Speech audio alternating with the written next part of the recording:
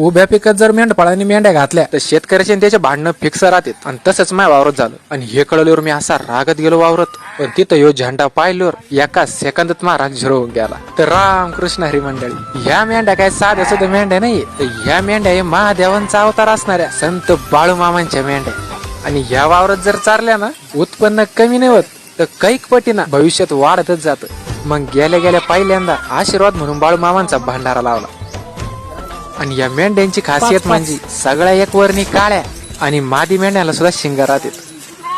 आणि जेव्हा मी या मेंढ्याला कुरवळीत होतो असं वाटत होतं का स्वतः बाळूमामा माझ्या डोक्यावर हात फिरू राहिले. आता या मेंढ्या आमच्या शेजारी वांगीला बिरोबा मंदिराजवळ 2-3 दिवस मुक्कामी राहणार. तेव्हा तुम्हाला आता बाळूमामांच्या मेंढ्यांचा मुक्कामाच्या तळाचा जर ब्लॉग पाहायचा असेल ना तर आत्ताच मला फॉलो करून ठेवा. आणि तोपर्यंत सगळ्यांनी प्रेमाने माना बाळूमामाच्या नावानं बाळूमामाच्या नावानं चांग भलं बाळूमामा